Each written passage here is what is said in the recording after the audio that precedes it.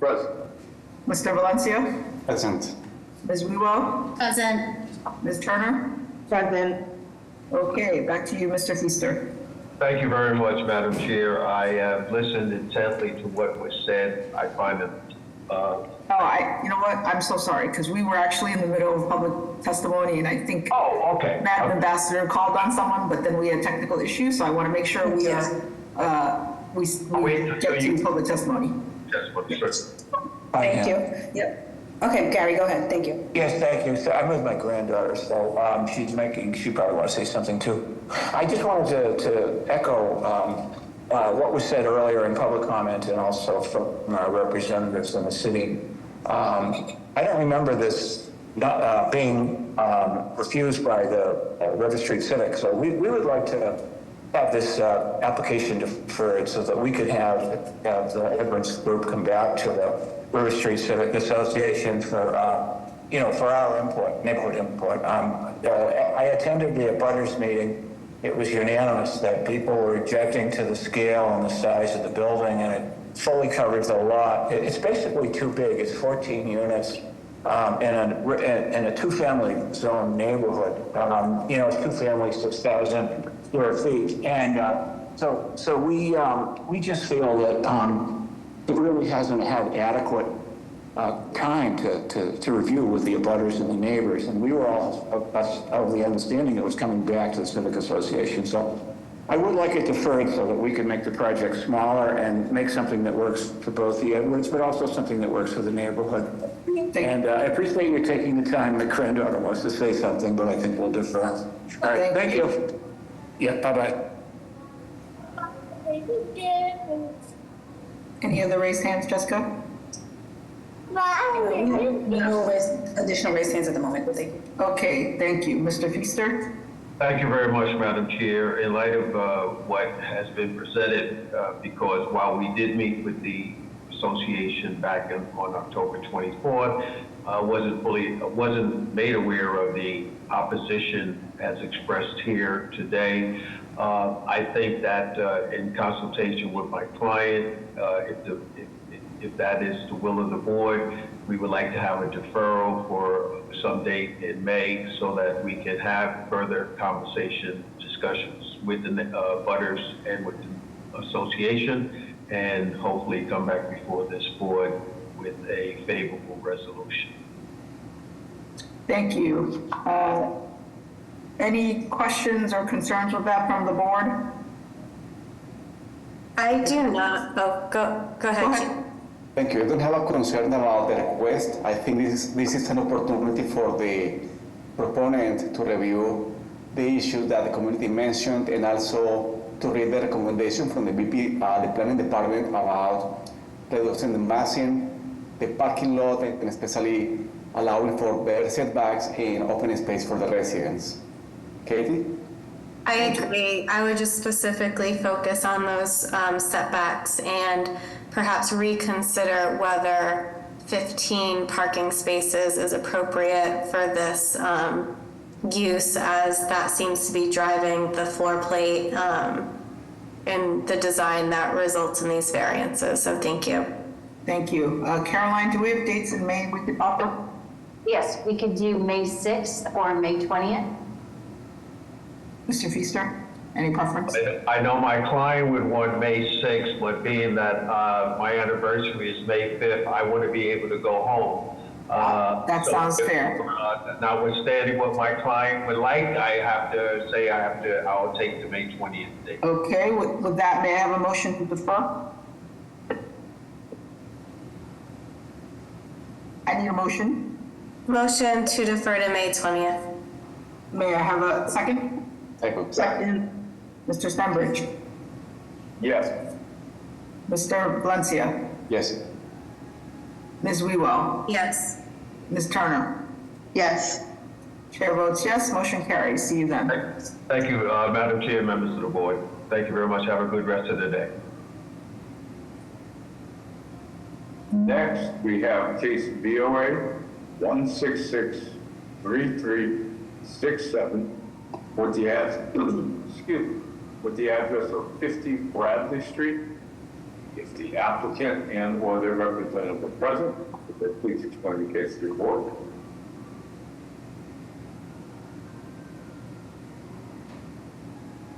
Okay, sorry, there's a raised hand here. 1 second.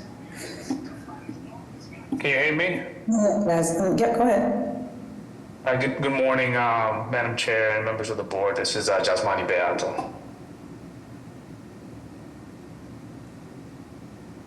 Are you here for 50 Bradley? I am here for 50 Bradley, yeah. Okay, please proceed.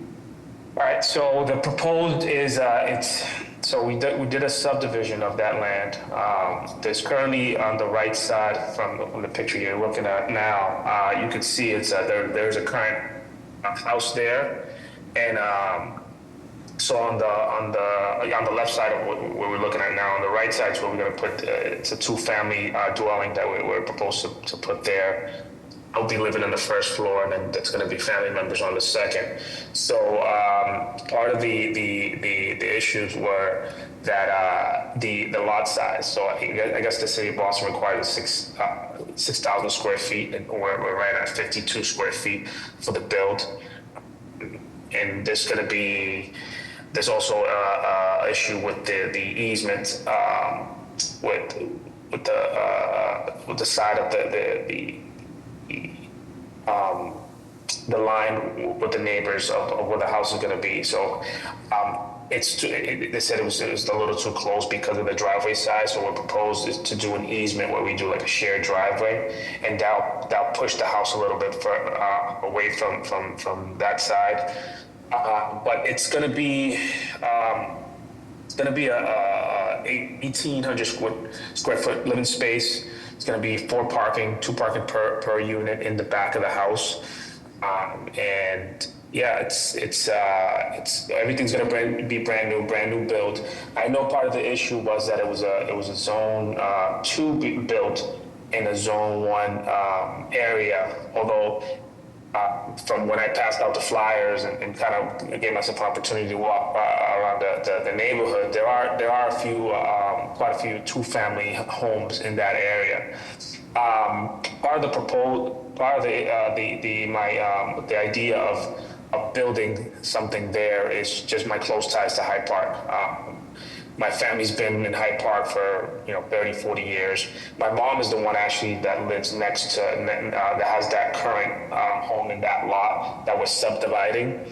And so part of the reasoning behind it is plan on having a baby at the end of the year. So we're going to be closer to my parents, to her parents. I got family on Chesterfield Street, on West Street, on Neponset Avenue.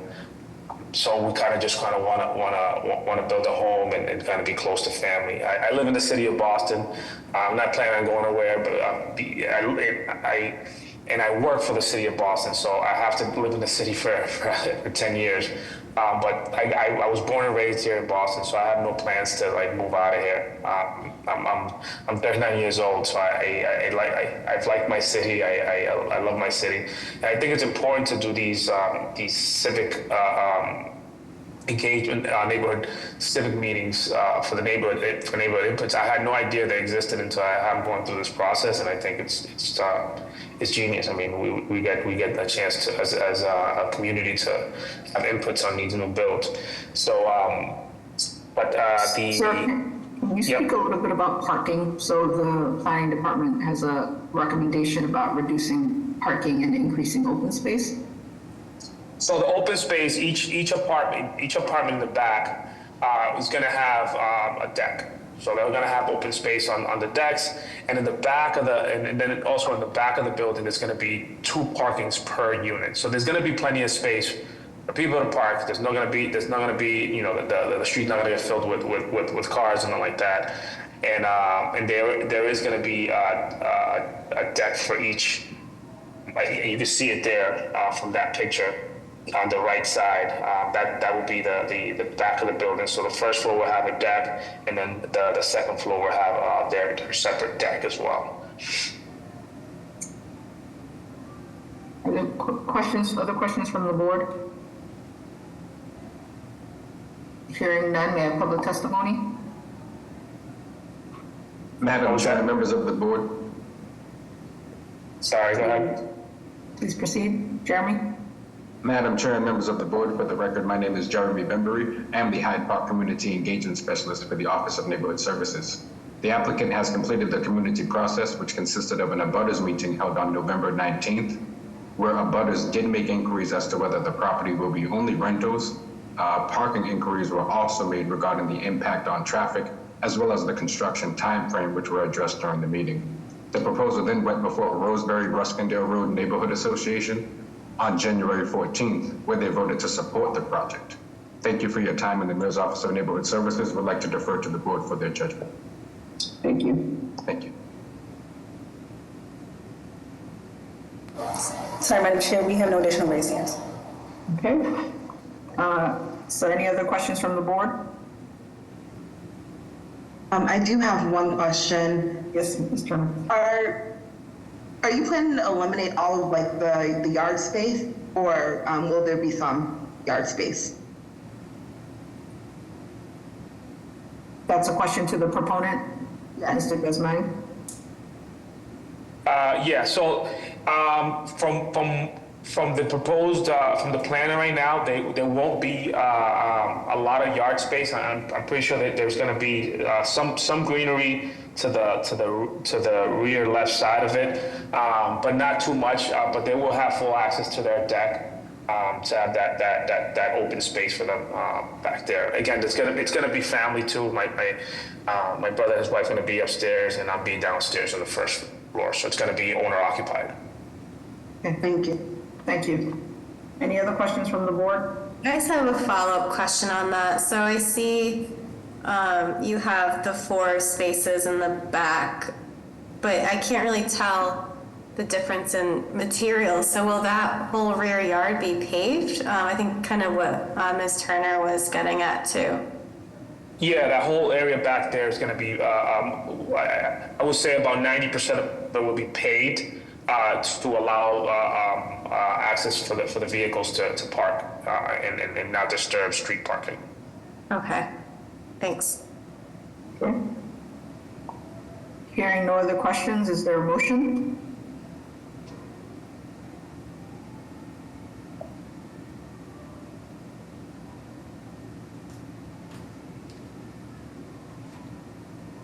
Madam Chair, I'd like to make a motion of approval.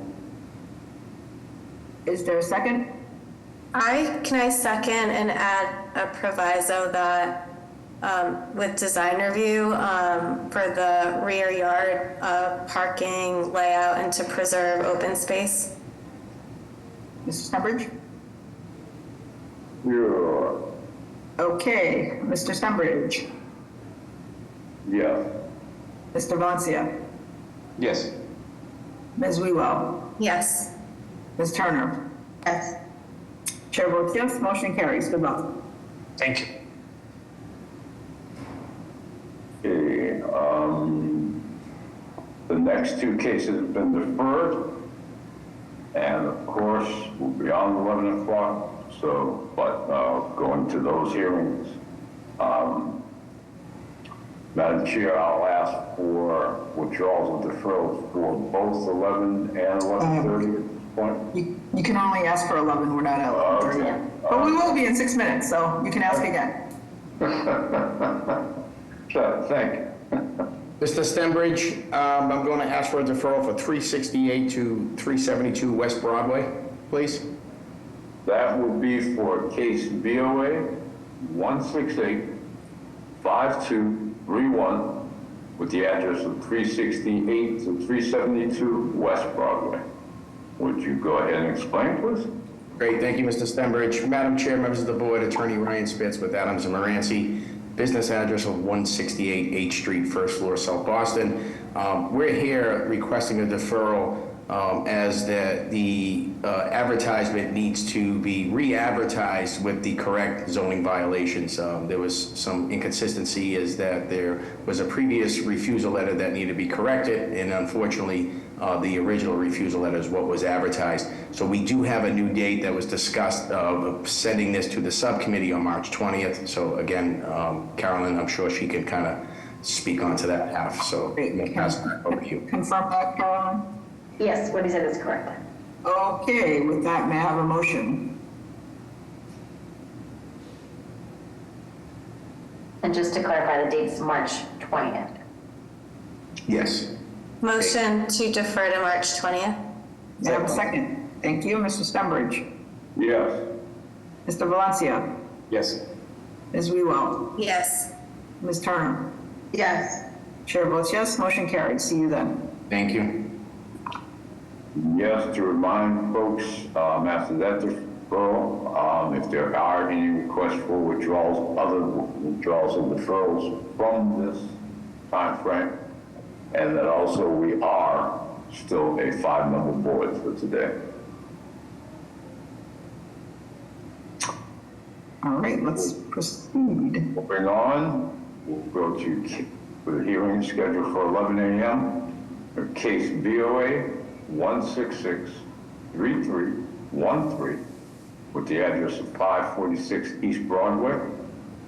If the applicants or their representative are present, will they please explain? Good morning, Madam Chair, members of the board. Nick Landry from DRT, we're the architects on the project. Also part of the development team, and I'm also joined by Tony King, who's also on the development team. So we have a 546 East Broadway is currently an office building, and we're proposing to turn it into an apartment building.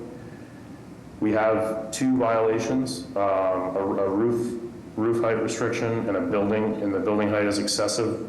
It's an existing nonconformity that we've continued off the rear of the building. You can see on this drawing here, the one on the right-hand side, you can see that green box at the back. We're proposing to extend the building in that box, the gray area in that box. The green box shows the setbacks and the FAR that would be allowed by right. So you can see we're well within what's allowed. We're at about an FAR of 1.3 and then 1.5 local convenience. From the front of the building, the only changes that we'll see are the left and right-hand side on the penthouse level. You can see there's some glass windows that we've added. Currently, there are outdoor decks on both sides there. We can go to the next sheet, please. This is a site plan showing East Broadway, the building as it stands today. In the center of the plan there's 2 lots. Lot 21 and Lot 20 on this plan. We're proposing to combine these together. We'll end up with a lot size of about 13,500 square feet with about 14 parking spots. We have about 18 today. We can go to the next page, please.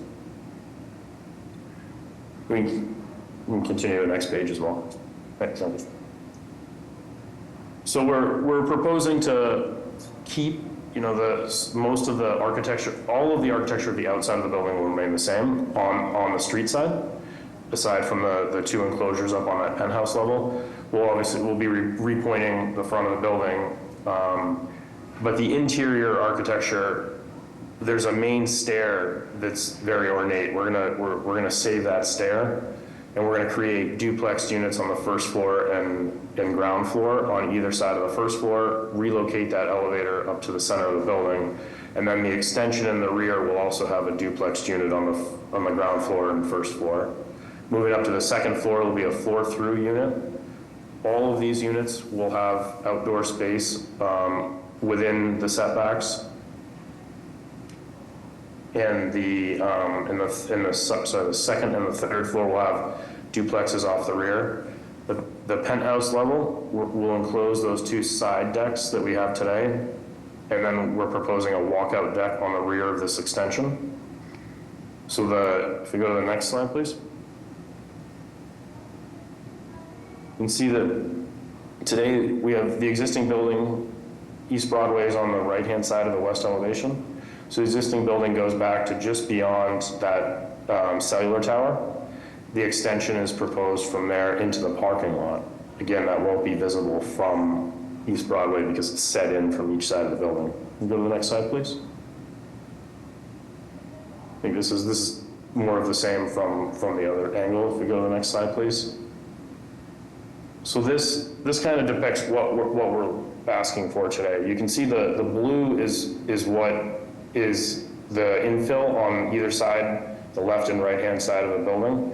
That toward the front of the building, that blue area is the deck that we're infilling. So that violates the existing height, even though we're not going above the existing height of the building. It's an existing nonconformity and we're going to continue that out the rear of the building. The green box shows what we could build by right, and as you can see, we're within that setback. We're trying to pull the building in to still leave enough room in the back so that their circulation can continue around the building. You can go to the next slide, please.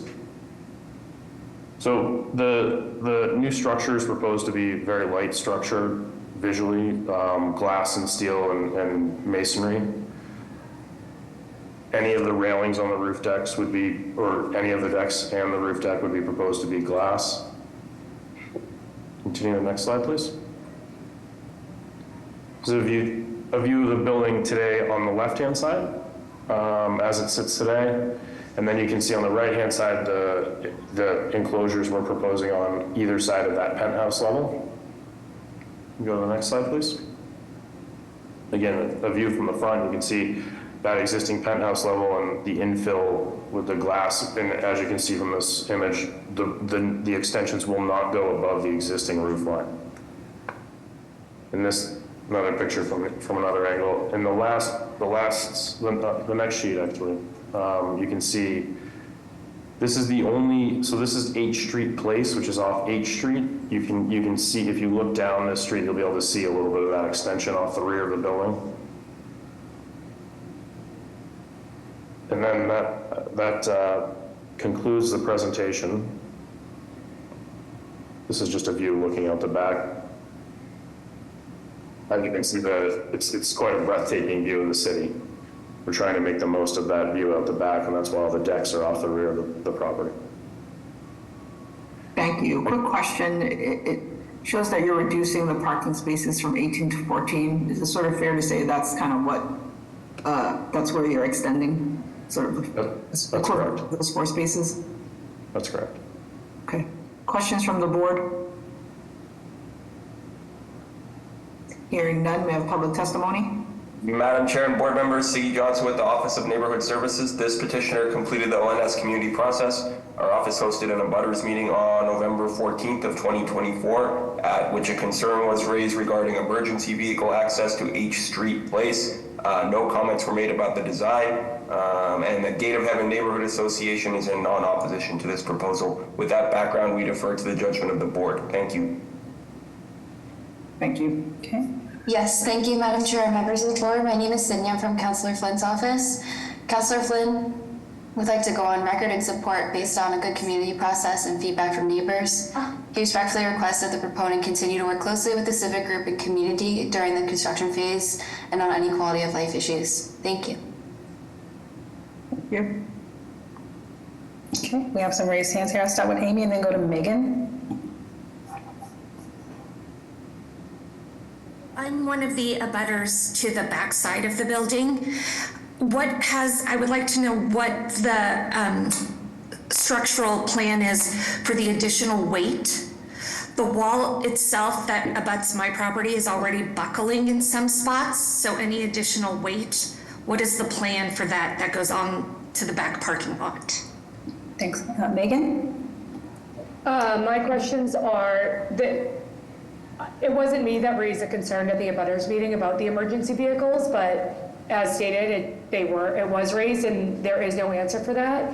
My second question is about the snow removal and how they plan to get the snow out of there if they build into the parking lot.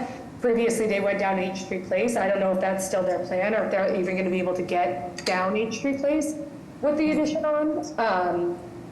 So questions are typically reserved for the community process, but would you like to give support or opposition for the project? Okay, I'll go with that. Then we are extremely against it. He points out the view that they want to take advantage of, and the view that they want to take advantage of blocks all the other neighbors' view. And ma'am, can you give your name for the record? Yeah, thank you. Yes, sorry. Have your name and address, please, for the record? Megan Schiffer, 5560 East Broadway. Thank you. And then Amy, you've been unmuted. You're looking to give support or opposition for this proposal? We spoke, but yeah, if you want to just state if you're in support. Yes, sorry, I didn't realize it was a question thing. I did email in my opposition with other concerns. My address is 441 East 3rd. Thank you, ma'am. Okay. We have no additional raised hands, Madam Chair. And can the applicant take a moment to address those concerns that were raised? Yes, for Amy, for the rear wall, the existing retaining wall that's back there is not part of the project scope. I think we're about 30, 40 feet off of that wall, and we'll be using helical piles that'll get drilled down in for the existing structure. We're not gonna be digging a big hole back there in the ground to minimize any kind of disruption to the existing landscape back there. And I think part of the project would be to repoint that retaining wall just as part of the project. But again, we will not be anywhere near that wall, and the structural foundation for the extension will be a helical pile, which is minimally disruptive. Regarding the snow removal, we'll have an outside company that will manage the snow removal. I think H Street Place is I believe it's a private street. I don't know if, as far as the snow from this building being pushed down there, we've been managing the snow on this property and would continue to do so. The emergency vehicle access, there's no easement across this property to provide access to H Street Place for emergency vehicles. And there is a turning radius within this property, and there's also a hydrant within the extent of the rear lot of this property. And then regarding the view comment, I think if you look at our building and the building next to us, the building just to our left on East Broadway, 540 East Broadway, you can see it on the cover side of this image. Both of them have a rear extension. I think again, part of the reason why we stepped in the extension in the rear was to minimize the blocking of anyone's views. I think naturally there's a huge piece of land back there that everyone's been able to take advantage of the views over it for quite some time. And trying to kind of make it so that we weren't disrupting anyone's views, that's why we had stepped this in. I don't think we can step it in any further without severely affecting the floor plan layouts. Thank you. Are there other questions from the board? Hearing none, is there a motion? Motion to approve with design review with attention to the visibility of the top floor. Is there a second? Second. Mr. Stenbridge? Yes. Mr. Valencia? Yes. Ms. Wewell? Yes. Ms. Turner? Yes. Chair votes yes, the motion carries. Thank you very much. Have a great day. Before we move forward, if we would, for the 11:30 timeframe, rediscussion, we'll ask if there are any requests for withdrawals or deferral from that timeframe. Yes, there is. And which one would that be? Which case would that be? 93 Howard Avenue. So we have a request for case BOA 1615071 with the address of 93 Howard Avenue, Petersburg. Would you go ahead and explain, sir? So this is out of my hands. Well, good morning first. Good morning, Chair. Good morning, panelists. Good morning, board. This is the third time that the ISD department has deferred or forcing me to defer my hearing. Apparently they're backed up. I haven't been able to simply give me a refusal letter. I've spoken with Mark several occasions, said this should be fine. And every time I appear to the board, they're not prepared, or I don't want to blame anybody. I know that exactly what's going on, but it's, last I've heard as of yesterday, my plan is going into a review for advertisement now. So. Okay, understood. I don't know, Caroline, is there any insight you could provide or when you think is a reasonable hearing date? We could do April 29th. I'm sorry, I'm a bit frustrated. I've been in contact. This has been this planning has been going about 2 years. I met with the board in November to avoid what we're going through now. But if April 29th is all you have, or the soonest date, I guess there's nothing I can do about that. Yeah, just in terms of like the refusal letter and if we have to re-advertise, I think April 29th is probably the safest option rather than pushing it further out. Okay, well, hopefully we'll see you then. And with that, may I have a motion? Motion to defer to April 29th. Second? Second? Mr. Stenbridge? Yes. Mr. Valencia? Yes. Ms. Wiebo? Yes. Ms. Turner? Yes. Chair votes yes, the motion carries. Thank you, everyone. See you then. If there are no further requests for withdrawals from the 11:30 timeframe, then we'll return to the last case for 11 o'clock, which is case BOA 168-0062 with the address of 83 Wildwood Street. This is a Mayor's Office of Housing case. If the applicant and or the representative present, then please explain to the board. Yes, thank you, Mr. Stenbridge. Madam Chair, members of the board, appreciate your time. This is Kyle Smith of Statera Law, business address of 359 Newbury Street in Boston's Back Bay. With me on the call as well, I have two representatives of the project architectural team, David Pollock and Dagny Ellison. I also have, I believe, the builder, the proposed GC, Edison Ribeiro, who is involved in some of these other similar MOH projects. And then also the proponent, Kendra Rowe, who herself has some familiarity with the construction world as well. So they have a very good team assembled for this. As Mr. Stenbridge mentioned, this is an MOH RFP project. This went out for bid back in about October, September of 2023. At least that's when they bid on it. They were the party elected, awarded the project from the City of Boston. Importantly, the MOH's original proposal called for 12 units of housing, all affordable on this site. Given some of the things we'll discuss, following in the presentation, it's now scaled back to 9 units, 6 of them being family-sized 3 bedrooms. But they have worked to scale back the size of the project from a massing perspective to try to accommodate some of the abutter concerns and the neighborhood concerns. But they have had, Kendra Rowe and team have had bi-monthly meetings with MOH throughout the totality of this process. So we come to the table before you with a project in its current configuration that has been heavily vetted and arguably heavily approved by MOH and its team in collaboration with the BPDA.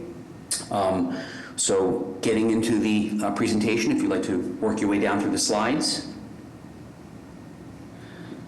This is the proposed footprint of the building. We have a lot size of about 10,791 square feet. The proposal is to have a crawl space in the base, so not digging out for a full foundation.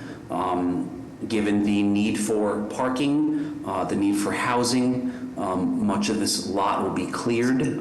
They are trying to salvage one tree kind of immediately adjacent to Wildwood Street, and then they'll be working to replant with smaller vegetation. We don't have affirmative belief on this or knowledge, but we believe a lot of the trees that are existing on site are also invasive species as well, but it will require the clearing a lot of the lot. This is an infill lot, so we believe that it'll need some excavation. There is currently an LSP engaged. We don't know the full extent to which some of the earth below it is dirty or not, but the team will be analyzing that as the project proceeds in collaboration with their LSP, and will work to address any kind of brown, dirty earth that they surface. The proposal calls for 9 units of housing, and I'll get through the blend of what they look like with 7 off-street parking spaces. Per the R2 zoning code for affordable housing, we need a 0.7 ratio, which would be 6.3 units. We have 7. Per the MOH's specific guidelines for this RFP, they did not want parking allocated to any particular unit. It is effectively a first come, first serve for parking. So we'll see on the later site plan, but we have 1 handicap accessible parking space and 6 others. If you can look off the front of that slide right there, you'll see a long on-ramp. So the whole first level is meant to be ADA accessible. And so there will be a ramp basically from grade to service the main entrance to the right of the building there that you can see, with stairs to the rear of the main entrance servicing the parking area. So we do have an ADA compliant building. If you'd like to continue. That's showing the rear and right face elevations. You can see we have a slight downslope over the course of the grade from street to rear. If you'd like to continue. This is the proposed footprint. Now, our 3 violations consist of a multifamily residential in this R2 subdistrict. Again, it was the city who wanted 12 units of affordable housing. We have effectively curtailed that back to 9. You can also see here that, to accommodate the parking with the length of the drive, with the size of the structure, the building's footprint is approximately 4,600 square feet in footprint.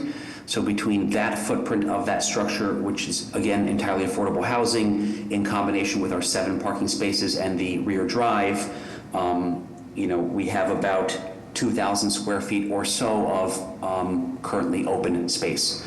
So our other 2 violations specifically are exceeding the percentage of allowed building lot area coverage and also insufficient permeable lot areas. And I'll talk more about permeability in a little bit. If you'd like to continue. Our zoning table, I've already touched on the violations, if you'd like to continue. Our associated refusal letter, which I just touched on, if you'd like to continue. Here's other further elevations. Okay, this is looking from the front down. You can also see it slightly slopes downward from left to right on grade, if you'd like to continue.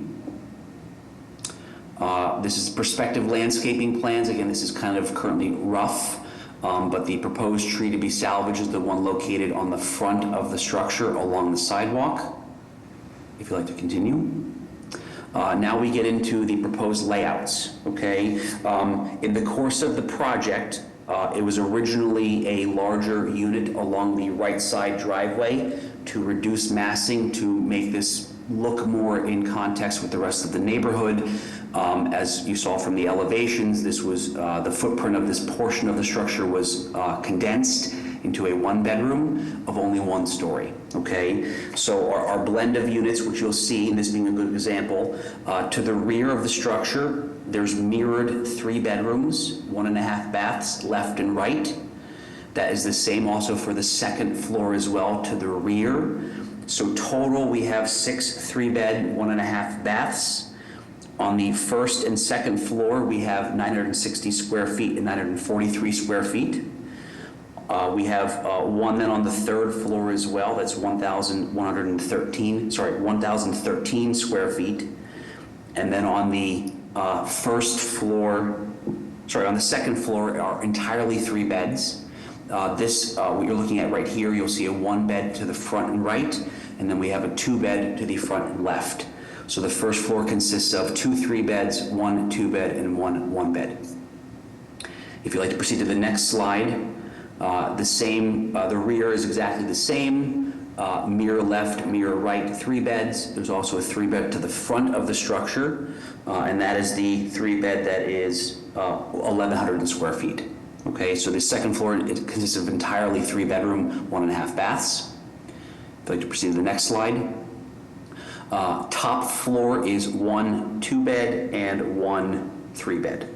3-bed is 1,013 square feet, and the 2-bed is in front of you right there on the front portion of the building.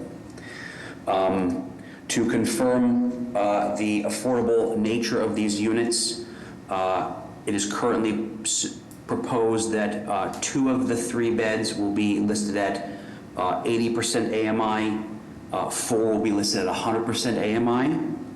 And then the 2-bed and 1-baths, I believe, as the owner can confirm, I think are all also listed at the 80% AMI. So we are within the same applicable window, the 80 to 100% AMI that this board recently previously approved for 23 Nottingham Street, which was a 12-unit structure. I think it was approved in February. So again, this is part of an MOH disposition of infill parcels and the intent to bring affordable housing on site in the city. Again, this is a scaled down version from the city's originally requested 12 units of affordable housing to 9. Again, we are trying to really balance the concerns of the community of parking or lack of parking given size and numbers of bedrooms, density, etc. Understanding that the city of Boston is the one who controls the purse strings and the distribution of this land. If the proponent does not give them what they want, then we don't get the project. So we're trying to balance some very significant countering concerns of both city and community. So with that, again, we have the full team on the line here to answer any questions and happy to field any questions that the board has. Thank you. Any questions from the board? Yes, just very quickly, thank you for the presentation. I think this is a good project, and especially I like the affordable housing creation on public land, so I support that. The question is about landscape in the trees. How many trees will remain and how many trees you will be planting? I know this is a very small lot, but just thinking about the open space. So it is my understanding, I don't know the exact number of trees to be removed, but the intent is only to really be able to salvage one of them, and that is along Wildwood Street. So unfortunately, a lot of the older growth trees, which we believe to be invasive, will be removed for the benefit of the footprint of the structure and paving and parking. But the intent with a fluid and budget-constrained landscape plan is to, replant trees in at least a 1-for-1 basis, which is what the city requires. But certainly bringing as many online as possible to hopefully, provide some more shading, buffering, etc. So I can let Kendra speak a little bit more if she'd like to, the owner. But the intent is to bring back to the site as many trees as feasible of a younger growth scale.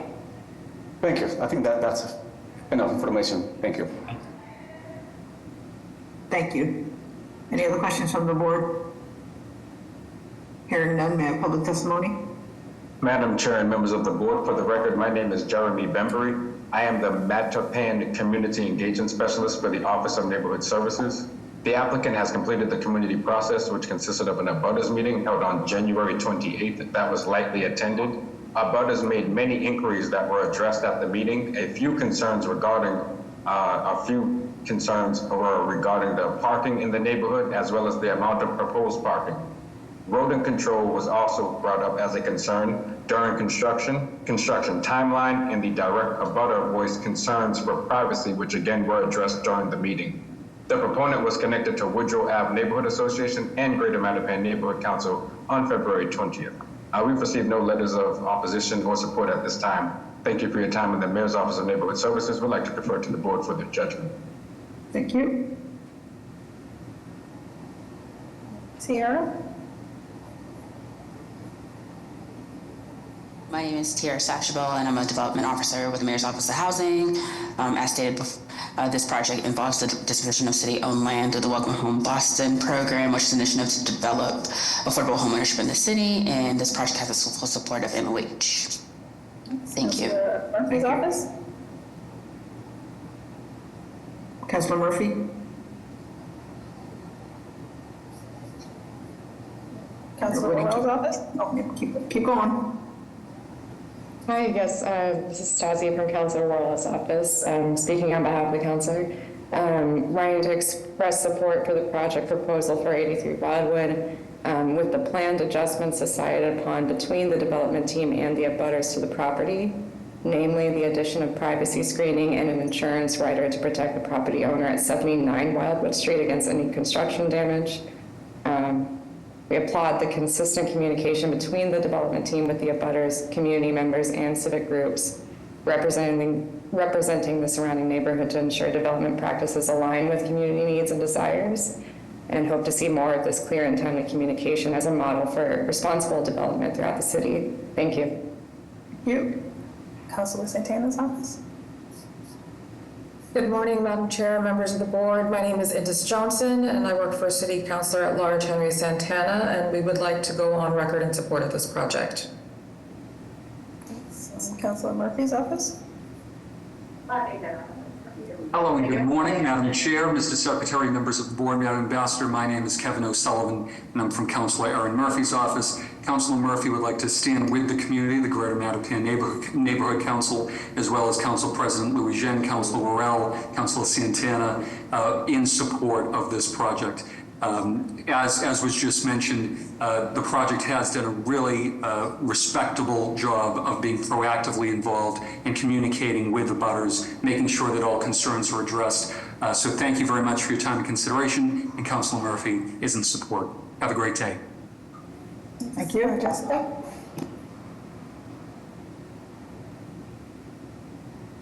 Okay, we're just unmuted. Oh, yes. Hi, this is actually Jessica and Arbel Silvestri. We are direct abutters at 79 Wildwood Street. Sir, can you just speak up a little bit? We can't hear you too well. Is it hard for you to hear me? Can you hear me a little bit Perfect. better now? Yes, thank you so much. All right. So my name is Arbel Silvestri, and I'm here with my wife, Jessica Silvestri. We are direct abutters at 79 Wildwood Street. We would say we like to oppose this right now, just for the scale of the unit. You know, our neighbors at the abutters meeting did say that there were going to be 7 parking spaces for 23 bedrooms and 9 units. We just wanted to see the unit be scaled back to maybe 6 or less. Also, at the time of the abutters meeting, we were not aware of the geological studies that were found. And the results of that were that there are aromatic hydrocarbons that were in the soil that is going to be developed, and we wanted to know what protections we had after excavation, what was going to be done, and what the remediation process was for that. That was not communicated to us at the time of the abutters study, at the abutters meeting. We also wanted to know, and we're concerned, if this project goes through and 9 units are put there, would we have the opportunity, or there would be any kind of issues if we wanted to further develop our property to match the property that's being developed next door? Because there's, as you can see in Atticus's designs, they modeled it after our home. So I want to make sure that when this comes here, this wouldn't block an opportunity for us to further add on to our property. Thank you. Thanks. We have no additional raised hands. Can the applicant just address those comments briefly? Yes, Madam Chair. So that was the reference direct immediate butter. We have actively, and Kendra and I have been in email communications. We've committed to continue to work with them to address, privacy concerns to the best of our ability, screening, buffering, etc. There's some concerns too about excavation and runoff. Clearly, we'll have to manage those over the course of the duration of the project. As far as the building is concerned, there will have to be an approved Boston Water Sewer Commission plan done. I did want to touch briefly on permeability, which was a cited violation. I failed to mention that earlier. I would just caution that, this is going to be long-term affordable housing. The cost to both install and also to maintain permeability is a increased cost. So we're also trying to balance future maintenance costs with permeability. But again, there will be infiltration systems. All this will be heavily vetted and approved by the Boston Water and Sewer Commission. Lastly, again, as our butter mentioned, there is, some potential unknowns subsurface. We do actively have an LSP engaged, who will oversee this project. We're happy to keep them abreast in the field of what we have found. But a builder can't do better than engaging an LSP proactively to help manage and discuss what ultimately might be found once we start removing some ground and some earth. So the point being is that yes, we do hear our butter in the community loud and clear. Again, the city is asking for more than what we're ultimately delivering. That's been scaled back. So again, we are trying to balance what the city wants with what our abutters are vocalizing. and we are certainly committed to working with Mr. Sylvester and his wife in open lines of communication, screening, buffering, active management, having proper construction supervisors, points of contact for them. So as the construction process is undergoing and underway, they'll have a direct line of communication with somebody that's directly responsible to Kendra or the owner. Thank you. Any other questions from the board? Hearing none, is there a motion? Madam Chair, I would like to put forward a motion of approval. I like the affordability, and especially the affordability mix. And so my motion is of approval with proviso for the developer to continue design review with the Boston Planning Department and to continue engaging the neighbors to ensure that the project benefits the entire community. Thank you. Is there a second? Second. Mr. Stenbridge. Yes. Mr. Valencia. Yes. Ms. Wheelow. Yes. Ms. Turner. Yes. Chair votes yes, motion carries. Thank you, Madam Chair, members of the board. We appreciate your time. Thank you. Thank you, everybody. Appreciate it. We'll now move on to rediscussions scheduled for 11:30 a.m. The first we have is DOA 1677707 with the address of 639 to 643 H Warren Street. This is an Article 80 Mayor's Office of Housing case. With that, if the applicant and or their representative are present, would they please inform the board of what they want to do? Yes, thank you, Mr. Secretary, Madam Chair, members of the board, Attorney Nick Zazula, McDermott, Bolte, Miller, and Hanley, 28 State Street in Boston. Just an update that we deferred originally to the state because we had not gone through the Article 80 approval with the BPDA board. Happy to report back to this board that we did get approval on February 13th. So we're ready and happy to go forward today. With me from Madison Park Development Corporation, who is the proponent with their entities, Josh McClendon, who is the assistant project manager on the project. I'm sure that you are familiar with MPDC, but they're very familiar with the Roxbury neighborhood. They've created numerous ground up new construction in affordable housing in the area for many years. And then also our architect with me today is Sophie Narman from Studio Luz Architects. Looks like somehow we sent it to you vertically instead of horizontally. Sorry about that, Madam Ambassador. I'll just keep going, Madam Chair. When Madam Ambassador gets it to the next slide, we could just catch up on the slides and hopefully she can rotate it.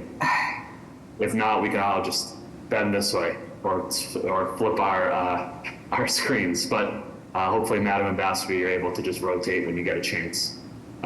So this site, it's approximately 32,760 square feet. It's vacant land area of over 50 years now, dating back to the Washington Park urban renewal from the 1960s. Again, this is an Article 80 project recently approved on February 13th.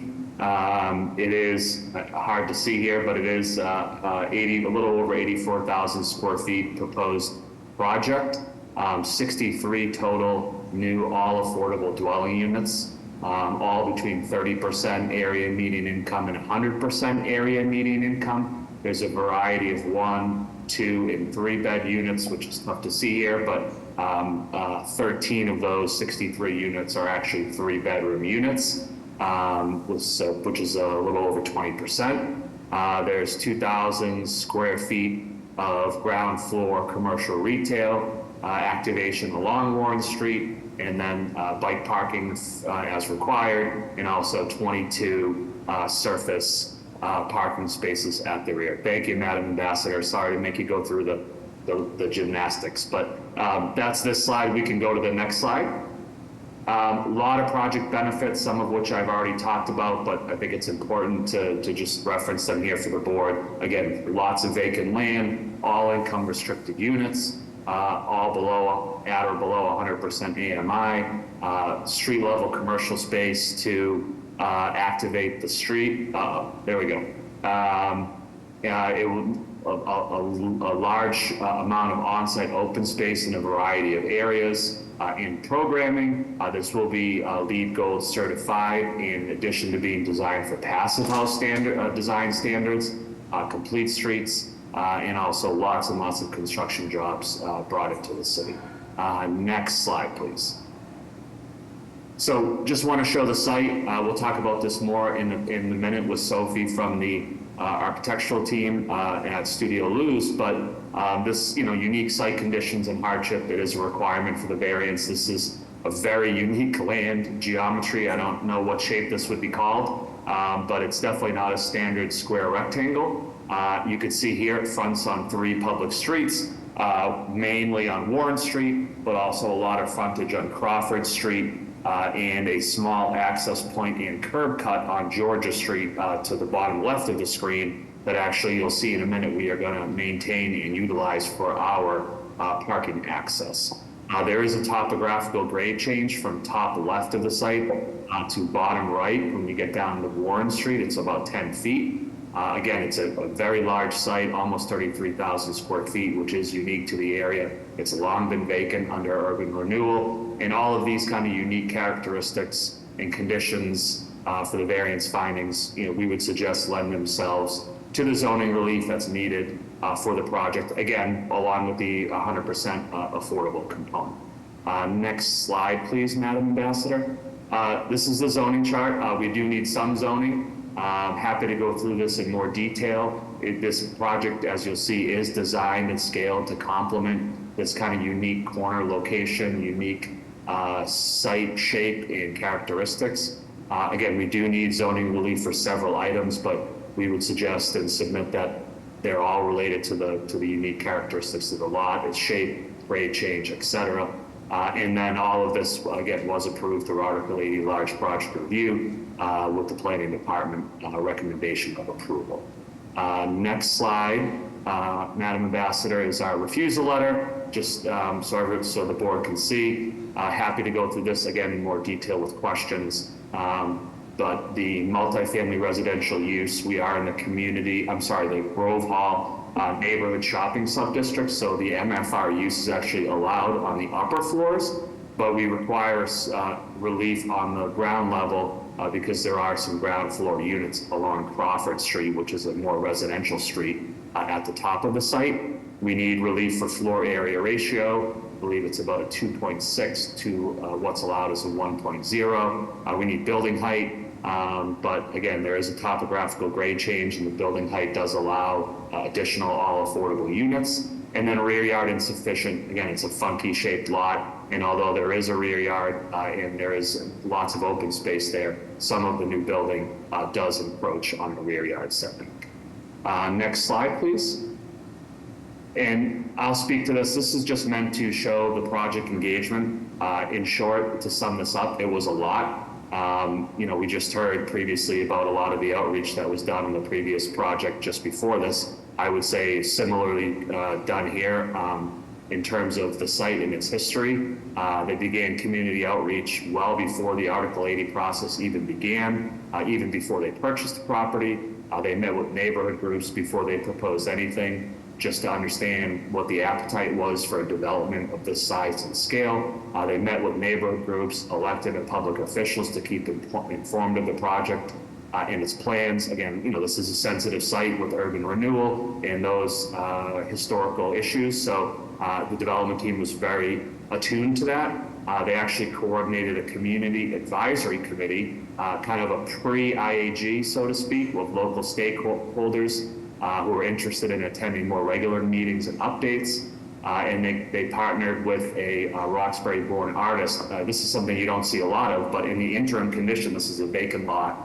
And during the period before getting to this point and up until construction, They actually have cleaned up the site and worked with a Roxbury-born artist on a sunflower project to activate the site with a sunflower garden, neighborhood programming, activating kind of, again, a vacant lot for community use, kind of in this interim period as we go through permitting, which was very well received by the neighborhood. Next slide, I will toss to Sophie. Sophie at Studio Luz. She'll go quickly through what I just verbalized and show the board the plans. Sophie, over to you. Right. Thank you, Nick, and thank you, members of the board and Madam Ambassador. So as mentioned before, the project is located in the Grove Hall neighborhood, 1 block up from the intersection of Warren Street and Blue Hill Ave. And as you can see here, there are several bus lines that run along Warren Street and stop at the existing bus stop at the project site. The bus stop is currently located at the corner of Warren and Crawford Street.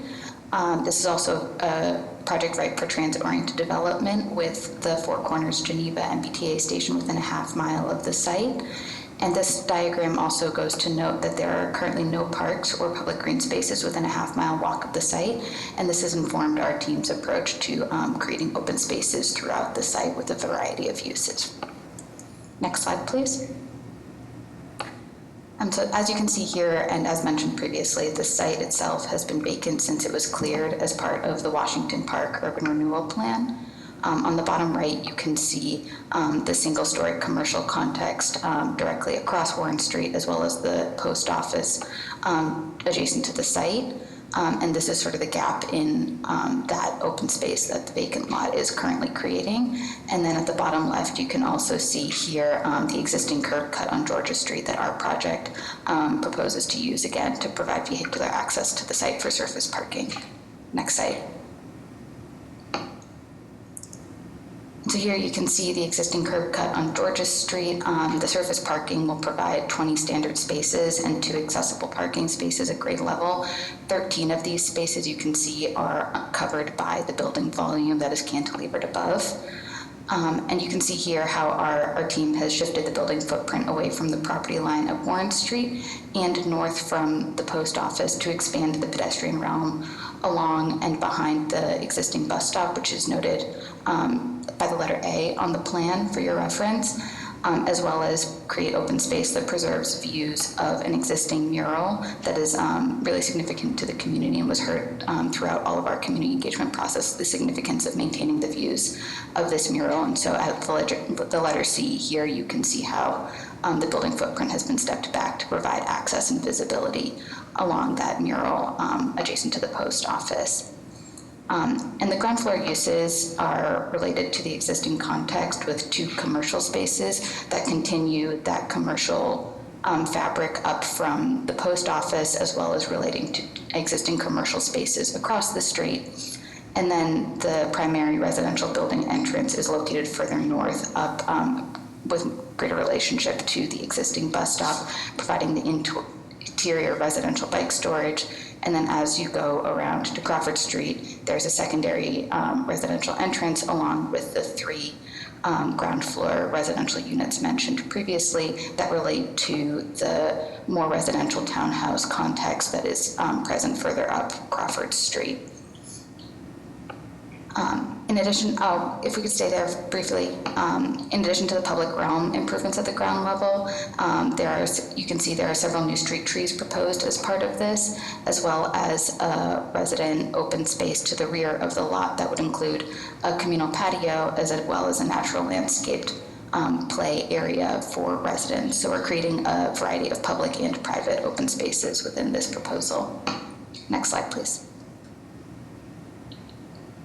So here you can see the 2nd and 3rd floors each have 15 units of floor, while the 4th and through 6th floor have 10 units of floor with a weight towards family size of 2 and 3 bedroom units.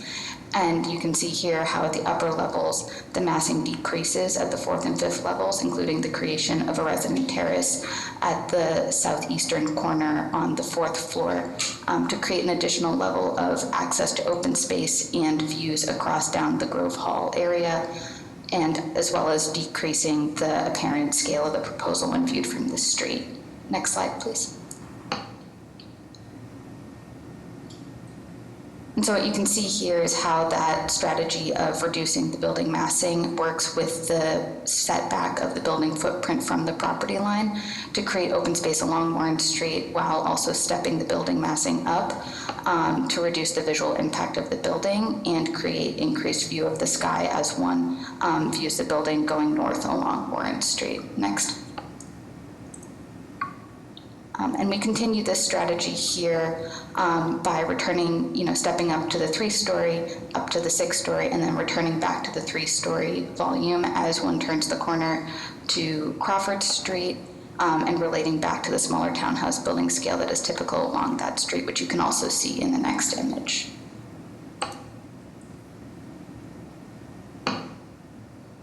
And then we can go to the next slide, please. And what you can see here is how the overall massing is working with the ground floor footprint and aerial view to create that generous pedestrian way, preserving clear access to light and air. Noting here, you can see that there's 10 feet of clear space of open air behind where the proposed bus stop location is and the overhang of the building, as well as, creating new street trees along Warren Street and the addition of these ground level plantings on the opposite side adjacent to the building. And what this does, and you can see how this relates to the pedestrian realm in Grove Hall, continuing up Warren Street, and then relating to the yard frontage that you see at the Freedom House lot where the building also sets back. And so what we're doing is using this pedestrian realm to create that blend and reinforce that transition between the two scales of the context that this sits at sort of the nexus of. Next slide. And then in addition to connecting to the existing fabric, our proposal is connecting to the existing cultural fabric, honoring the existing mural on the site. Here you can see how that chamfer at the ground floor of the building footprint preserves a more expansive view of the mural while also creating an outdoor space that relates to the two commercial spaces for seating or community gathering. Next slide. And then this image goes to show how the open space extends the depth of the mural while preserving that access to light and air in this space as well to create that generous open space that is on the public frontage of the project. Next slide. Thank you very much for your consideration. Thank you, Madam Chair. Thank you. Any questions from the board? Yes, I just wanted to clarify about the mix between rentals and homeownership. So the homeownership units are going to be mixed with the rentals, or they are going to be separate? I didn't understand that. They would be, yes, Mr. Valencia, they'd be separated in terms of just at the top of the site along Crawford Street. They would still be part of the main building. That's the current iteration of the plan. So they will have the same access as the other? Yes. Okay. Yes, sir. Yep. Good. Great question. Yeah, they are in a certain area of the building, but they will have access to all the same as the rental in essence. Yes. All right. Thank you. And along those lines, I believe there's 63 units in the development, and 9 of them will be for homeownership. Yes, Mr. Sembridge, that is the current proposal. As required, we will have to go through Mayor's Office of Housing and funding applications and things of that nature. But that is the proposal today in front of the board, yes. Would that, going through that process, would that possibly include additional homeownership units, or are you planning on leaving it where it is? I do not believe, Mr. Sembridge, it will increase. It all depends on funding and where the funding stipulations come from. No, to answer directly, no, it will not increase. It will be 9 up to 9. Thank you. Thank you. With that, may we have public testimony? Yes, Madam Chair, members of the board, Connor Newman with the Mayor's Office of Neighborhood Services. This time, the Mayor's Office is deferred to the judgment of this board. Some back information on the community process. I understand this was a joint effort by Boston Planning Department as well as input and help from MOH. There was an impact advisory group that was held in October as well as a public meeting this past November. They also were in contact with the Crawford, Holland, Ruthven, Winona, Wambeck Neighborhood Association, as well as the Garrison Trotter Neighborhood Association. Those groups issued a conditional support letter expressing some concerns regarding potential impact on traffic, as well as a strong desire from them to see curbside management involving pickup drop-off for the commercial space. With that, we'll defer to the board at this time. Thank you. Okay, Camille, oh, I'm sorry, one second. Mike Kozu, and then Camille. Hi, I'm Michael Kosu from Project Right. We appreciate the extensive efforts of this project to have community meetings both with the Garrison Trotter Neighborhood Association and with the Crawford, Howland, Ruth, and Winona Wambeck Association. There was a lot of back and forth discussions. I think the project might be still a little bit too large, but I think people are willing to go ahead with it as we go through the core planning process. The explicit concerns are more the traffic and parking plans for a corner of intersection that's very busy. There's no park stopping allowed in front of this project, so where they have the commercial space will be problematic. We already see the problems when people stop off for the post office, how traffic gets backed up. And we think it's unrealistic that people who buy home ownership opportunities on Crawford Street are going to drive all the way around through the busy intersection, busy traffic lights to enter in off of Georgia Street. But we are willing to go ahead with the project and work with them as they move forward. Thank you. Go ahead, Camille. Hi, thank you, Madam Chair. My name is Camille Platt. I'm the project manager for the 639 Warren Street project with the planning department. So as Nick and Connor both mentioned, the project was approved at our board on February 13th of this year. Both an IAG meeting and a public meeting were hosted in October and November, respectively. Due to the expansive community outreach done by Madison Park Development Corporation and the team prior, the meetings were well attended in the public forum and the IAG. We had a couple of folks join who spoke in support and asked questions that arose at previous meetings prior to the Article 80 process. And so with that, the planning department would like to voice their support for the project. Thank you. Thank you. Okay, we have no additional raised hands. With that, may I have a motion?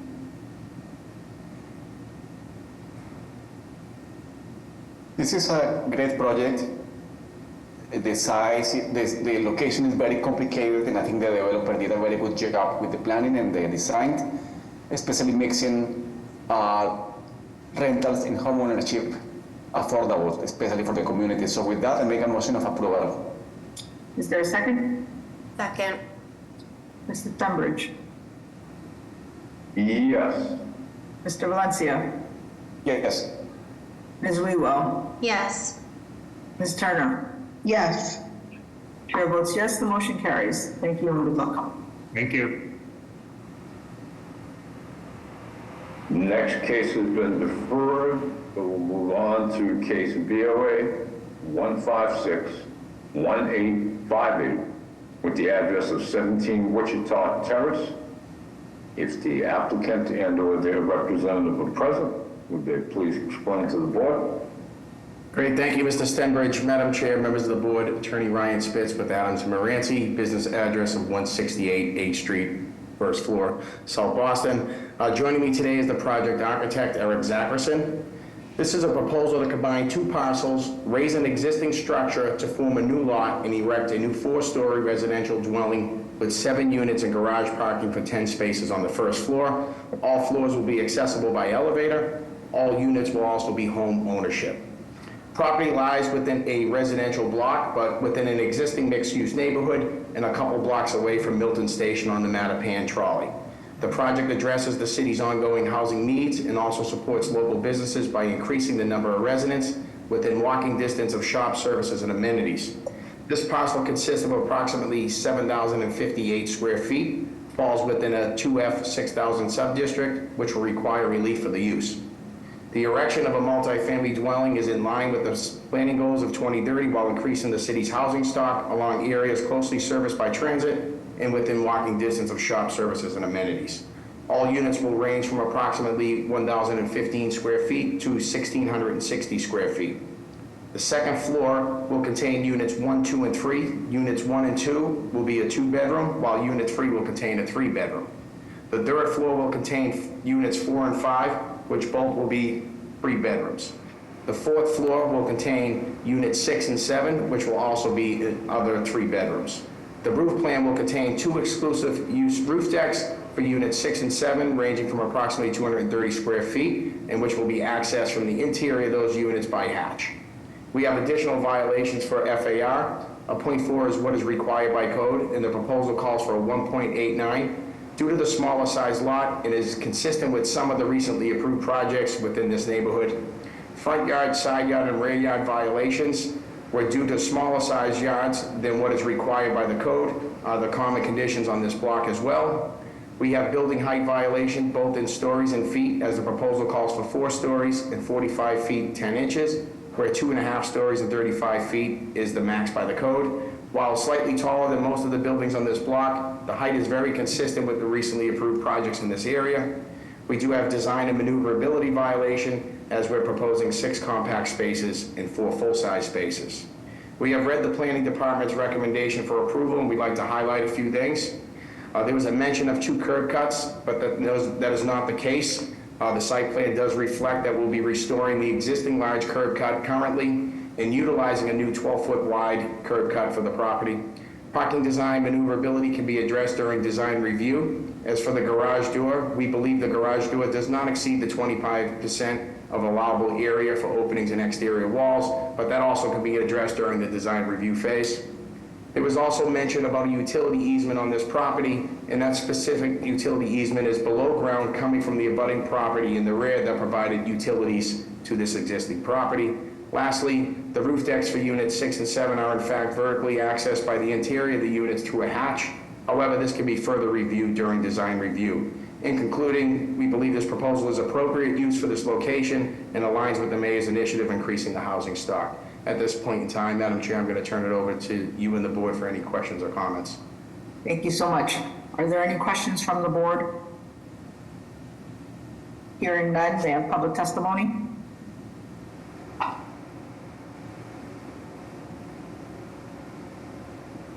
Jessica, is there any raised hands?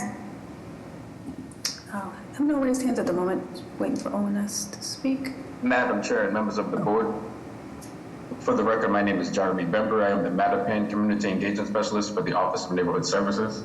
The applicant has completed the community process, which consisted of an abutters meeting held on September 25th with only 1 attendee. No questions or concerns were raised. Next, the proposal went before River Street Civic Association on September 12th. The Civic voted and did not support the project, but approved to move forward. To date, the office has received 1 letter of opposition with no specific concern. Thank you for your time, and the Mayor's Office of Neighborhood Services would like to defer to the board for their judgment. Thank you. And we have no raised hands. Thank you. Okay, with that, may I have a motion?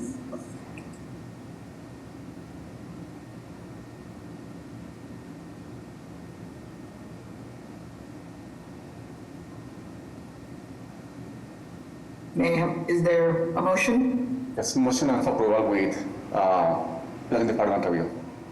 There a second? Second. Mr. Stenbridge? Yes. Mr. Valencia? Yes. Ms. Wewell? Yes. Ms. Turner? Yeah. Chair votes yes, the motion carries. Great, thank you. Next, we have 2 companion cases. The first being case BOA 153-8686 with the address of 86 Astoria Street. Along with that, we have case BOA 153-8740, also with the address of 86 Astoria Street. If the applicant and or their representative are present, would they please explain to the board? Yes, my name is Hezekiah Pratt. I am the architect for the project. The owner, Nathalie Francis, will not be able to attend. She's actually working. This project was presented last year. However, we went back and we saw, well, after the suggestion, I think, of one of the board members, that we could improve the project by dealing with some of the egress issues. But first, I'd like to talk a little bit about the overall context of this project. Miss Francis bought this building back in 2018. And the reason why she purchased the building was for provide housing for herself, which she occupies the third floor, the second floor, and the third floor. And also, she bought the property so she can also house her family members. She has a family member living on the first floor, and she has a family member living in the basement floor. It's important to mention that when she bought this property, the basement unit was existing. She was not aware that that basement unit was illegal. One problem she had is I asked her, she didn't have an attorney to represent her, which would have caught that problem from the very beginning. So this is where we are. Consequently, what happened, the inspection with the service department did an inspection and realized that basement unit was not legal. They then cited her a violation. It went further than that.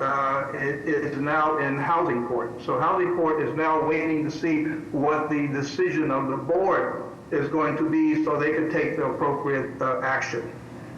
We made changes to the plan, and those changes involve a few things.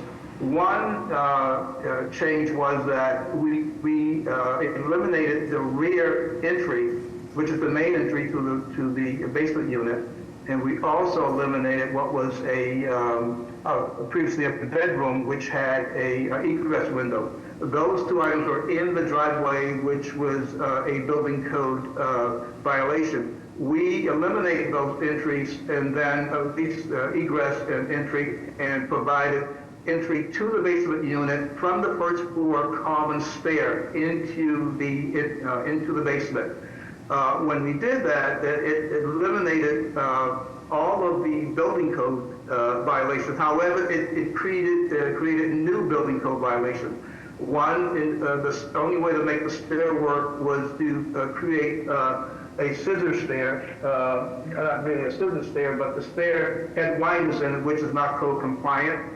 The other item was that in the egress space from the basement to the first floor, there was a closet that was included. That is a mistake. That closet should not have been there. So technically, at least conceptually, that violation should be eliminated.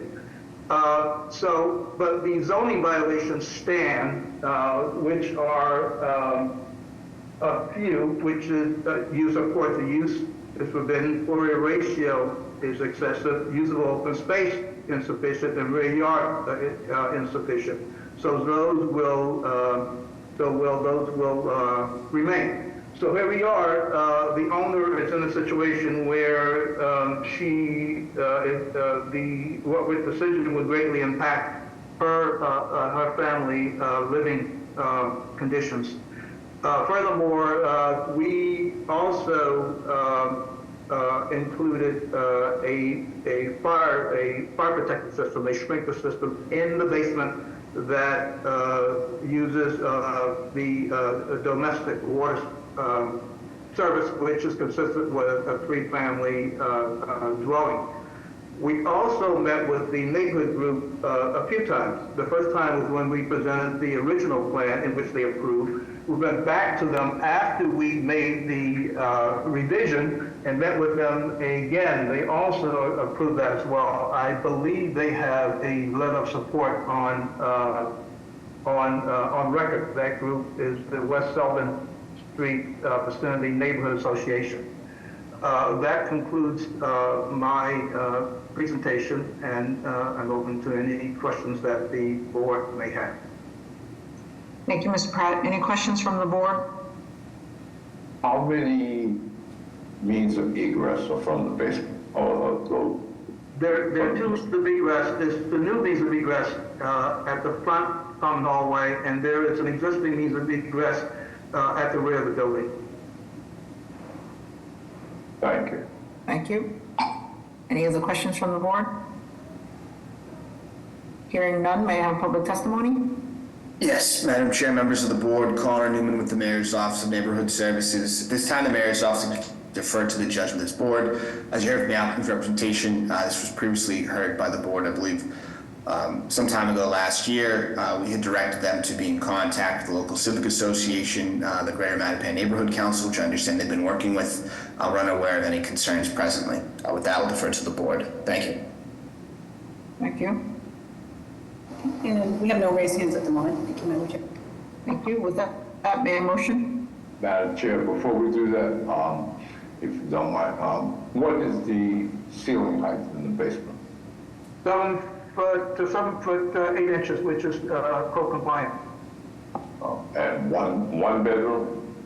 Now it's a 1 bedroom. It was a 2 bedroom. We took one of the bedrooms out to accommodate the new stair going up to the to exit the building. Thank you. Any other questions?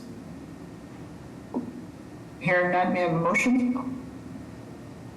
Put forward a motion of approval. Is there a second? Second.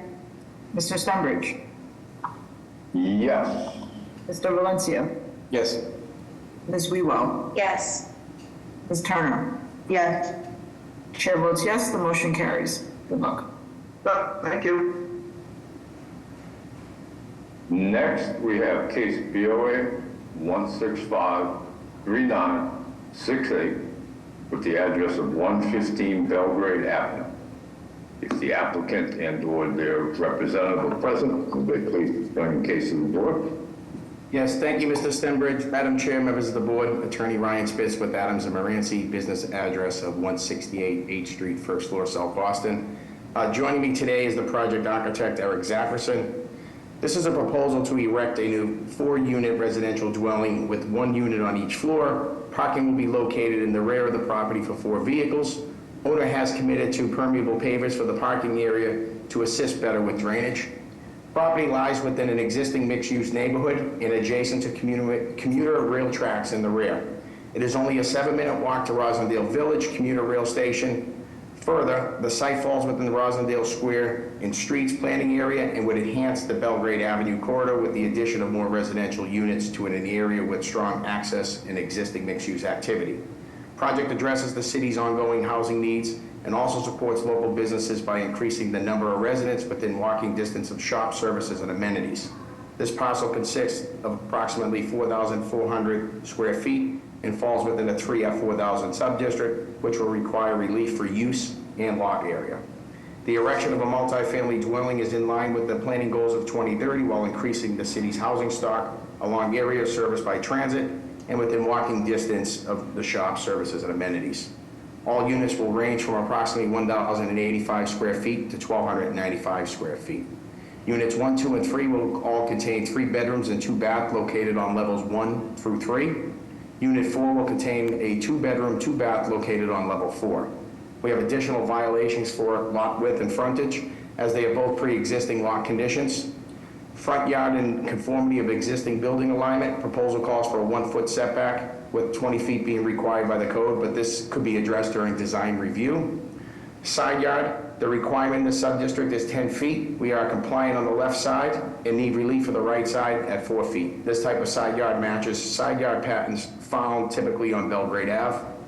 Building height, both in stories and feet, as the proposal calls for 4 stories and 43 feet 10 inches, where 3 stories and 35 feet is the max by code, but the proposed height and feet align with the existing buildings along Belgrade Avenue. We have a floor area ratio violation. 0.8 is what is required by the code, and we are proposing a 1.34. But again, that also matches the FAR of existing buildings within this area.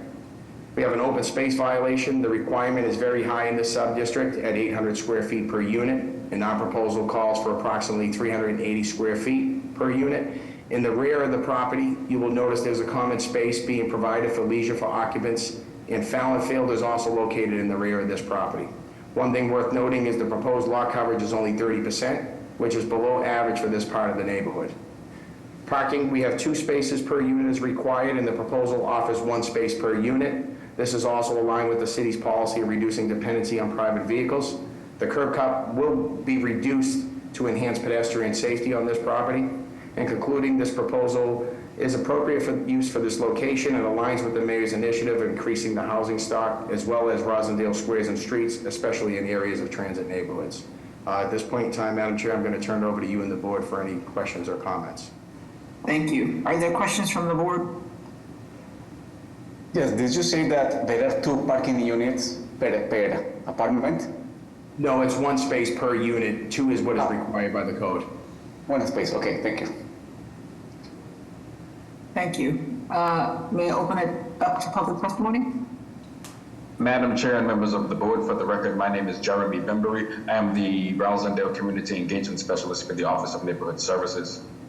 The applicant has completed the community process, which consisted of an abutters meeting held on October 9th, where abutters did voice concerns, but not voice support or opposition. Concerns range from setbacks and violations, with a lot of concern regarding the displacement of the current business tenant. The project was then presented to West Village Neighborhood Association on January 16th and again on February 13th to answer more follow-up questions, where they did approve the project to move forward. We have received no letters of opposition or support at this time. Thank you for your time, and the Mayor's Office of Neighborhood Services would like to defer to the board for their judgment. Thank you. Nadia Mosley. Board members, my name is Osley Flores. I am the son of the commercial real estate tenant in 115 Belgrade Ave. And at this time, I would like to give an opportunity for my sister Nidia, who's with my father, so you could see who is the person that is being displaced. Nidia, can you? Yes, I'm trying to, How can we show on? the face through your screen, this is an opportunity for you to state your support or opposition and why. So in opposition is one of the things we've in communication with Councilman Pepe. We also got support from the Councilman Ricky Pepe, getting a lawyer representation to support us in this case. So with this displacement, one of the things the landlord submitted a document that shows kind of one of the things that they're going to work with my father. But in one of the letters, it says they're going to be working in good faith communication. There's been a lack of communication. So, for example, the representation just sent that letter to our representation being paid for by the city of Boston, Joel Solowski, last week, and didn't give us an opportunity to review the document. And so my father hasn't had a chance to discuss further, even though they're saying they're speaking with good faith about the displacement of my father, who has been a commercial, who has had his auto body shop for over 24 years, serving the community of Rosendale. And so one other thing. Yep. Yes, please, briefly. No, just wanted to share that they have not been working in good faith, even though they're sharing a document with the board that they are doing so. Thank you. And I see Councilor Pepin's office. Maybe we can hear from you. Yes, good afternoon, Madam Chair and members of the board. This is Diana Brownchuk from District 5 City Councilor Enrique Pepin's office. The councilor is in support of the project and is appreciative of the property owner and his representative for meeting with the community again. As you've just heard, there is a beloved auto body shop on the property right currently, and there has been major concerns of lack of communication between the landlord and the business owner. The councilor does want to go on record that yes, the Talley's Talley's Auto Body has been given a lawyer through the city. There is an agreement that the owner of the property will assist with finding a new location for Talley's Auto Body, as well as giving them a 12-month grace period before having to move them or before evicting them from the current space. Thank you. Madam Chair, can I just also, if there's no other hands raised, if I could just briefly respond. Let's confirm there are no other raised hands. Jessica? So we have no additional raised hands at the moment. Okay, Attorney Spence. Great, thank you. I just wanted to kind of just put it all out there just so everyone has full knowledge of what's happening here. So Talley's Auto Body, who does occupy the space, is a current tenant at will. And again, my client, who is developing the property as the landowner, has owned it for many, many years, has never gone up on their rent. He's heard from some surrounding of the abutters of the eyesore of this actual property. And again, I just want to remind everybody that the dispute between the landlord and the tenant in a commercial is a private dispute outside of what the relief is being sought here today. So it doesn't appear that there's any sort of issues with the zoning violations that we are seeking relief for. Again, so one thing that my client has, considering that it isn't a tenant at will, and that the best and reasonable use isn't for it allowed to be a one-story, half of it outside of as a car repair shop in this neighborhood where residential is in dire need of adding some more units here. We do respect that the tenant has been there in existence for quite some time. And again, so there is no issues of actual displacement at this point in time.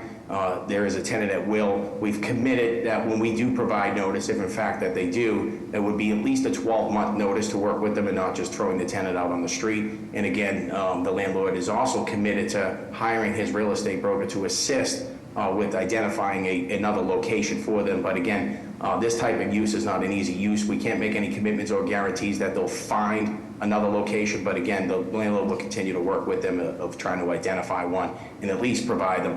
We did submit a letter or a statement from the owner himself specifically stating that to be added to the record. So hopefully you all are able to read that. So Madam Chair, I'm going to turn it back over to you. Thank you. With that, are there any other questions from the board? Hearing none, is there a motion?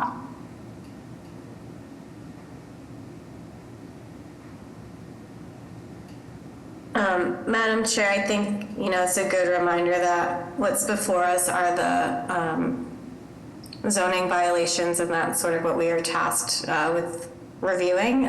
So with that, I'm going to make a motion for approval with the proviso that plans be submitted to the planning department with attention to the parking design. Is there a second?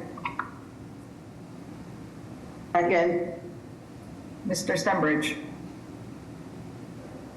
Yes. Mr. Valencia? Yes, and I want to ask the proponent to please keep working with the tenant to ensure that they find a location, that there is enough grace period, and that they are not obligated just to close their business. Thank you. Ms. Ruo? Yes. Ms. Turner? Yes. Chair votes yes, the motion carries. Great, thank you.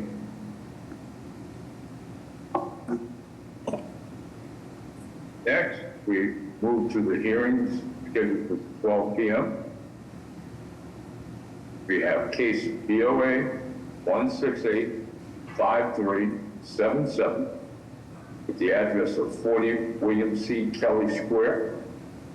If the applicants and/or their representative are present, would they please explain to the board? Yes, good afternoon, Madam Chair, members of the board. Richard Lynn's business address at 245 Sumner Street, East Boston, on behalf of William Kelly 40, was the owner of the building. With me today is Tony Puccilli, who is the president of First Priority Credit Union, Yari De La Rosa, who's the CFO, and Sanjana Kumar, who's the retail vice president. I believe we also have attorney Charlie Tebnan, who's First Priority's outside counsel. We can jump to the next slide. Madam Chair, this relatively straightforward proposal involves changing use for the ground level of 40 William Kelly Square. It's the newest addition to East Boston's Central Square area. We can go down to the second slide, please.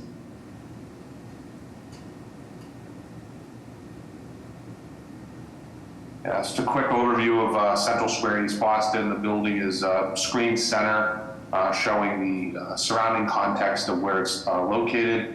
You can probably jump down to the next slide, maybe one more slide as well. There we go. So this is originally approved by the board several years back. It was a 6-story mixed-use building that allows for ground level and second floor commercial space with the residential above. There was never any specific uses identified at the time of the original approvals. So it was essentially permitted as a core and shell. First Priority Credit Union has its main office in East Boston, as well as an additional location in the south, near South Station, over by the post office. and is looking to basically add an additional branch here at 40 William Kelly Square. We want to jump back perhaps, next slide, please. So the proposal is that the branch occupy the entire ground level. There'll be an ATM that's accessible directly from the sidewalk on the Border Street side of the building, which would be to the screen left. And if we go down the next slide, I believe we have the plan as well. Yeah, excellent.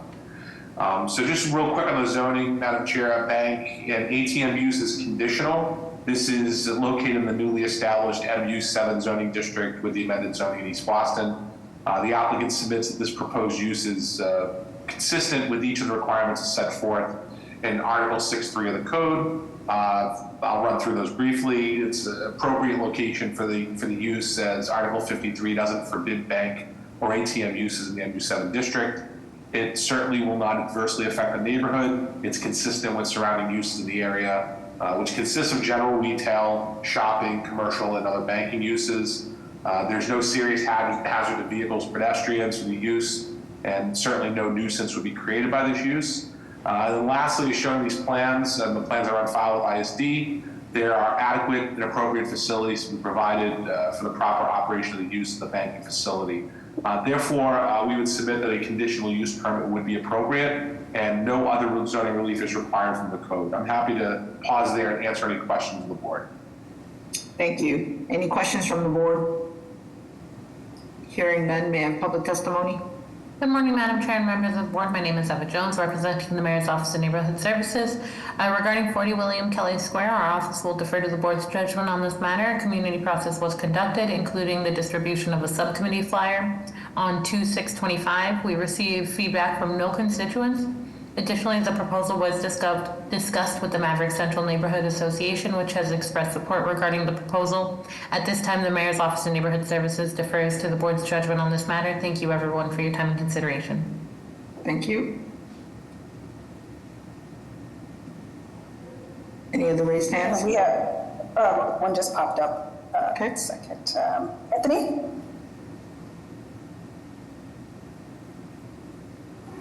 Hi, Anthony, looking at your testimony, I sent the request to unmute you. Can you hear me now? Yes. Thank you very much for allowing me to speak in front of you. I appreciate the courtesy and the time.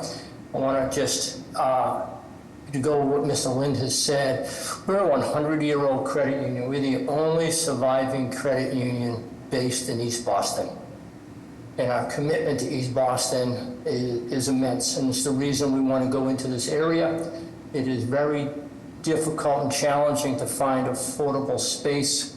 We feel it's a perfect space. Our marketplace is dominantly the small, family-owned small businesses, which are, you know, they struggle to survive as it is, and they struggle to find appropriate banking services. And that's kind of what our strength is and what we appeal to. We have a myriad of products. We're active participants in the farmers market, which is directly across the street in the warm weather. And we generously donate to many causes in East Boston and other areas as well. But East Boston, we are trying to expand our footprint in East Boston. It is a large community. And we're excited for this opportunity. We do think, as Mr. Lind said, it's a great use. It's not a use that creates a lot of trash or different potential traffic in the community. Our hours, we're closed early in the evening. We're closed the latest. We're closed at 6 o'clock, so there's not a lot of excess foot traffic in the evening. We are open half a day on Saturday. And we strive to be convenient to the community and serve the community, and especially the mixed community that we have. Our staff is very, very diverse. We have, I don't even want to, we have so many different nationalities and different languages is spoken here. And we pride ourselves on that, and we hope to continue that with this location. So I just want to thank you for your time. Thank you very much. Thank you. We have no additional. Okay. With that, may I have a motion? Move forward with approval. Is there a second? Second. Mr. Stenbridge? Yes. Mr. Valencia? Yay. Ms. Wewell? Yes. Ms. Turner? Yes. Chair votes yes, the motion carries. Good luck. Thank you very much. We'll move on to the interpretation case scheduled for 12 p.m. This is case BOA 1685296 with the address of 265 to 269 Maverick Street. If the applicant and or their representative are present, would they please explain to the board? Yes, again, Madam Chair, members of the board, good afternoon. Richard Lins, 245 Summer Street, East Boston, the petitioner. I don't think you called deferrals on this. In light of the 5-member board, Madam Chair, we're going to opt for a 7-member board just because of the nature of the request and that this does involve interpretation. So we do believe it's more appropriate, of course, with a 7-member board. And we're hoping, because I know I do have a similar one on for March 25th, if it's possible, to have it on that same day. I will ask Caroline that question, but we can make no promises on the number of board members at the next hearing. Caroline? We could do March 25th. Okay. With that, may I have a motion? Motion to defer to March 25th. Is there a second? Second. Mr. Stenbridge? Yes. Mr. Valencia? Yes. Ms. Wewell? Yes. Ms. Turner? Yes. Chair votes yes, the motion carries. We'll see you then. Thank you very much. Have a great day. At this time, the board will enter into an executive session. The purpose of the executive session is to discuss with the board's counsel strategy and court remand order relative to pending litigation. The pending litigation is Barbara A. Deck as trustee of the Glenville Avenue Realty Trust, Nor Moon Balbaki and Mass Greenwoods LLC versus Opco Alston LLC and the Board of Appeal of the City of